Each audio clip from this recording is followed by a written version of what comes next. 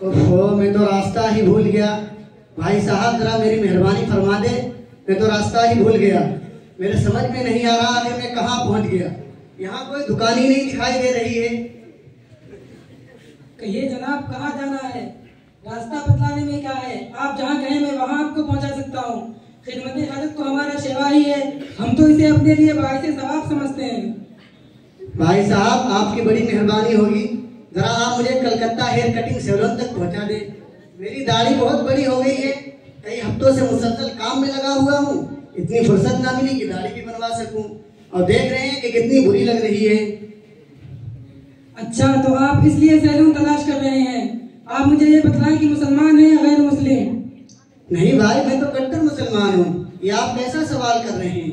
मेरा रफ्तार और गुफ्तार से आप इतना भी नहीं पहचान सके।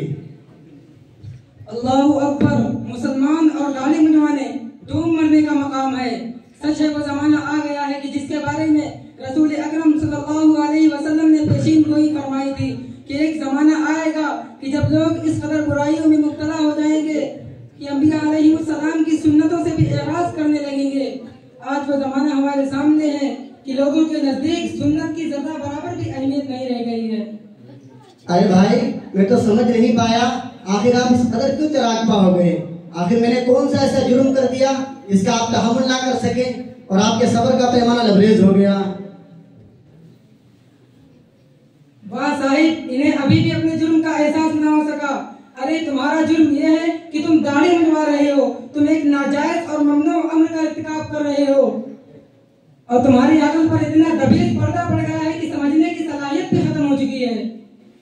ज्यादा बढ़कर बातें मत करो, शायद आप ये समझ रहे हो कि मैं जाहिल और अनपढ़ हूँ। ये आपकी गलत फहमी है। मैं डिग्री होल्डर आदमी हूँ, मैं लंदन में डॉक्टरेट की डिग्री हासिल की है और आप मेरी दाढ़ी मुड़वाने पर कीचड़ उछाल रहे हैं। अगर मैं हकीकत बयान करने पर आ जाऊं तो आपकी खटिया खड़ी हो जाएगी। ज्यादा जबान दराजी से काम मत लो। अगर तुम मुबाहिसे के लिए तैयार हो तो मैं भी तैयार हूँ। और सुनो, मैं तमाम लोगों के सामने ये ऐलान करता हूँ कि दाढ़ी रखना वाजिब है और इसको मुड़वाना नाजायज और हराम है। अरे भाई, जरा होश में रहकर बात कीजिए कि आप देखते नहीं कि 90% लोग दाढ़ी को अच्छा नहीं समझते। अब तो दाढ़ी रखने का रिवाज रफ्ता रफ्ता खत्म होता जा रहा है, इसलिए कि दाढ़ी की खराबियां रोज बरोज इंसान के मुशाहदे में आती रहती है। इससे तो अच्छा खासा नौजवान भी 70 साल का बूढ़ा मालूम होता है। चेहरे की रौनक खत्म हो जाती है, ख्वातीन नफरतें करने लगती हैं, बाजारों और मार्केटों में लोग चचा और बाबा के लक़ब से नवाजने लगते हैं। इसका नतीजा ये होता है कि इंसान खुद शर्मिंदा हो जाता है। आप बहुत बड़े बदज़बान मालूम होते हैं। ऐसा लगता है कि मगरबियत और यूरोपियन कल्चर ने तुम्हें अपने जाल में फांस लिया है, तभी तो आपकी जुबान इतनी चल रही है। तुम्हें ये किसने बता दिया कि जिस चीज को लोग नापसंद करें, शरीयत में भी वो चीज नापसंदीदा हो जाती है? कि अगर लोग नमाज पढ़ना छोड़ दे, रोजा रखना छोड़ दे, ज़कात ना दे, सदका खैरात ना करे, यतीमों और बेवाओं की इमदाद जो इस्लाम का खास पैगाम है तर्क कर दे, तो ये चीजें शरीयत की नजर में भी नापसंदीदा हो जाएंगी? नहीं, हरगिज नहीं। इसी तरीके से चेहरे की खूबसूरती का मेयार अपनी तबीयत, ख्वाहिश और रिवाज को ठहराना इंतहाई आला दर्जे की हिमाकत और नादानी है। इंतहाई आला दर्जे की हिमाकत और नादानी है कि एक मुसलमान के लिए सबसे बेहतर तरीका वो है जो आप सल्लल्लाहु अलैहि वसल्लम ने इख्तियार किया। और आप सल्लल्लाहु अलैहि वसल्लम के नजदीक चेहरे के हुस्न जमाल की कसौटी सुन्नत अंबिया है। जनाब, आप तो मौजू से भाग रहे हैं। अगर आपके पास दाढ़ी के सबूत और वजूब की कोई दलील है तो उसे बयान करो, और अगर नहीं है तो क्यों नहीं कहते? जो आपने कहा वो बिल्कुल दुरुस्त और हक बजानिब है। जनाब, अभी मैं आपको दाढ़ी के वजूब के दलाइल देता हूँ। आइए हजरत, तशरीफ लाइए। अब तो उस्ताद मोहतरम भी तशरीफ ले आए हैं, इनके सामने बोलना इनकी शान में गुस्ताखी करना है। अब उस्ताद मोहतरम आपको वजूब के दलाइल से लाजवाब करेंगे। क्या बात है जनाब, बड़े खफा नजर आ रहे हैं। नहीं भाई, मैं खफा नहीं हूँ, बल्कि मुझे दाढ़ी के वजूब के आपसे दलाइल चाहिए। अच्छा, आप दलील के तालिब? अरे इस सिलसिले में दलील का मुतालबा तो आप जैसे दीनी मालूमात से बेखबर और दीन मुस्तफा से नावाकिफ ही कर सकते हैं, वरना तो एक ऐसा वाज़ेह मसला है कि आशिकाने नबूवत के लिए सिर्फ इतनी हुज्जत काफी है कि ये अमल सरकार दो आलम सल्लल्लाहु अलैहि वसल्लम ने अंजाम दिया है। लेकिन नहीं, मैं इतनी बात पर इक्तिफा नहीं करूंगा, बल्कि दलाइल भी पेश करूंगा। ताकि आप जैसे मगरबियत और जिद्दत पसंद लोग इन भोले भाले सामाइन को गुमराह ना कर सकें।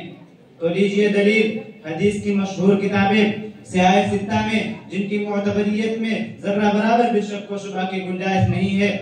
हजरत अब्दुल्लाह बिन उमर रज़ियल्लाहु अन्हुमा की रिवायत है, फरमाते हैं रसूलुल्लाह सल्लल्लाहु अलैहि वसल्लम ने इरशाद फरमाया अनहिकुश शवारिब वअफुल लुहा, और एक दूसरी रिवायत में है खालिफुल मुशरिकीन वअफुल लुहा, के मूंछों को पस्त करो और दाढ़ियां पूरी रहने दो, के मूंछों को पस्त करो और दाढ़ियां पूरी रहने दो।